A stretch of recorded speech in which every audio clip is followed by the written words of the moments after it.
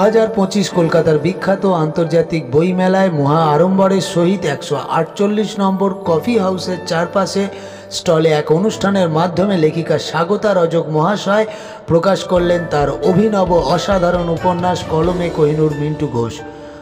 মিন্টু ঘোষ ছিলেন স্বর্ণযুগের এক অনন্য দুর্লভ প্রতিভাবান গীতিকার। তার লেখা এই স্বর্ণালী সন্ধ্যায় বড় একা লাগে এইরকম হাজার কালজয়ী গান আজও মানুষের হৃদয় ছুঁয়ে যায়। লেখিকা স্বাগতা রজক বলেন, মিন্টু ঘোষের লেখা গান সমস্ত বাঙালির হৃদয়ের সাথে মিশে আছে, কিন্তু তার জীবন সম্বন্ধে আমরা সবাই সম্পূর্ণরূপে অবগত নই। মিন্টু ঘোষের জীবন, তার সংগ্রাম, তার প্রতিভা, তার সঙ্গীত জীবনের কর্মকাণ্ড সমস্ত কিছু সবার সামনে তুলে ধরার এক প্রয়াস হলো তার লেখা এই বই। এই বইটি শুধু সঙ্গীত প্রেমীদের জন্য নয়, সমস্ত মানুষ, সমস্ত বই প্রেমিকদের কাছে এক অমূল্য সংকলন। এই বইটি সকলকে সংগ্রহ করার জন্য আবেদন জানান লেখিকা স্বাগতা রজক মহাশয়। আশা করা যায় এই বইটি সবার মন ছুঁয়ে যাবে।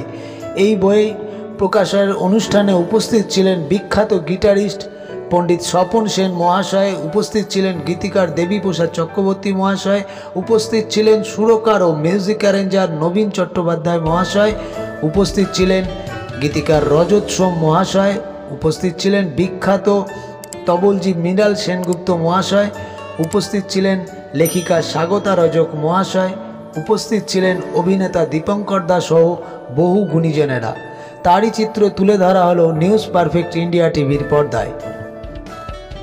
একটা কথাই বলবো, তার আগে বলে দিই, আমি ভাগ্যবান স্বপন সেন কথা বলছি। আমি আজ ধন্য মনে করছি নিজেকে যে আজ এই অনুষ্ঠানে আসতে পেরে। কারণ কি, মিন্টু ঘোষ যে কত আকাশচুম্বী ওনার প্রতিভা, ওনার ক্ষমতা ছিল, কিন্তু সেইটাকে যে তুলে ধরেছে এই স্বাগতা, এর তুলনা নেই। আমি স্বপন সেন, আমার সঙ্গে এসছে দেবপ্রসাদ, আমার সঙ্গে এসছে নবীন, মৃণাল, রজত, এবং প্রত্যেকেই একটাই দেবপ্রসাদ বলেছি। আমি একটা কথাই বলবো যে মিন্টু ঘোষ ছিল, আছে, থাকবে। কারণ যে যখন বড় একা লাগে গানটা হয়, যে ওই ধরনের লেখাটা ইতিহাস হয়ে গেছে। ও আকাশ সোনা সোনা, এক তাজমহল গড়, কোনটা ছেড়ে কোনটা বলবো। এবং আমিও ধন্য, প্রত্যেকটা গানে আমি বাজিয়েছি। মান্নাদে একটা কথাই বলতো যে মিন্টুবাবুর লেখা আমার গানটা অন্য জায়গায় মাত্রা দিয়েছে ওনার লেখার জন্যে। এবং হেমন্ত মুখার্জি বলেছে ওনার মিল্টুর যে লেখাটা ও আকাশ সোনা সোনা হোল ওয়ার্ল্ড হিট গান, সেই লেখাটা মিন্টু ঘোষ নাকি 3 মিনিটের মধ্যে লিখে দিয়েছিলেন। আমি স্বাগতাকে একটা কথাই বলবো যে এই চেষ্টার কোনো ত্রুটি নেই এবং এই বইটা খুব সফল হবে।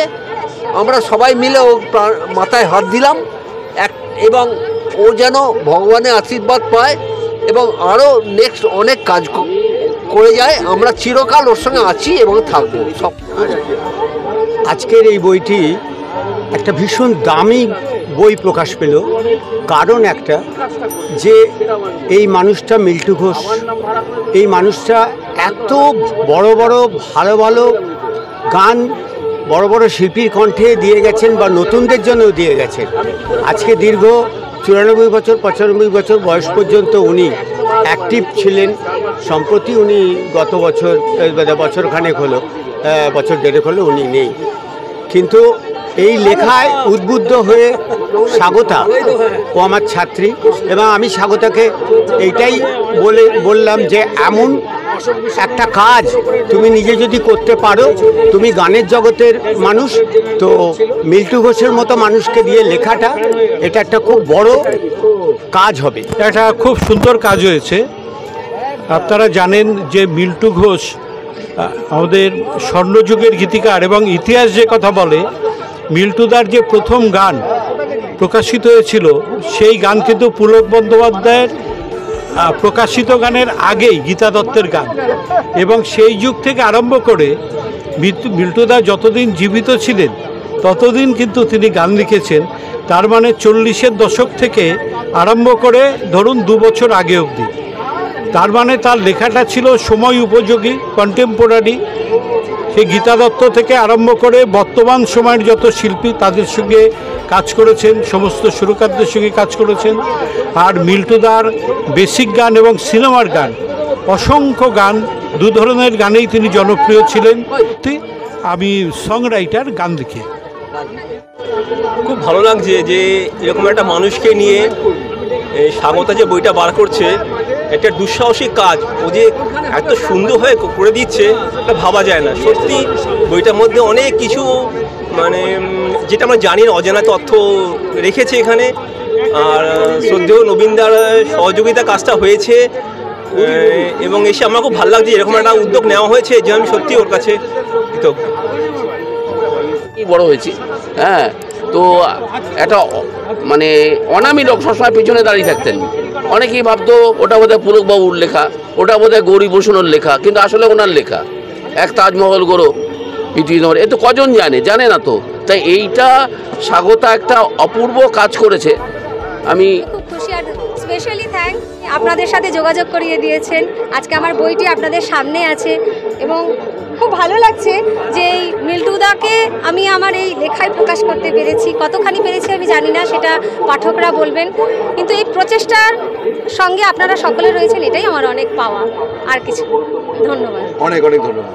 আসলে মিল্টুদার সাথে আমার যে পরিচয় যখন হয়েছে, আমি কিন্তু তখনই ওনার অনেক কথা শুনে বা অনেক রকম ব্যবহার, ওনার আমার প্রতি যে আচরণটা, সেটা আমাকে খুব অনুপ্রাণিত করেছিল। একজন গীতিকার তিনি আড়ালে থাকছেন, সেটা আমার খুব কষ্টের জায়গা ছিল এবং সেই জায়গাটাই আমি কিন্তু আজকে তুলে ধরেছি যে আমাদের গান পরিচিত, কিন্তু একজন এত সুন্দর গীতিকার মানুষ, যার এত ভালো গানের সম্ভার রয়েছে, কেন তিনি সামনে আসবেন না? এটাই আমার কাছে কিন্তু একটা চ্যালেঞ্জ ছিল বলতে পারেন। আপনারা দেখছেন নিউজ পারফেক্ট ইন্ডিয়া, সব সময় সবার পাশে, সবার মাঝে। আর এই ধরনের সমস্ত রকম খবরের জন্য এখনই আমাদের চ্যানেলটিকে সাবস্ক্রাইব করুন এবং আমাদের সাথে যুক্ত থাকুন আর দেখতে থাকুন নিউজ পারফেক্ট ইন্ডিয়া।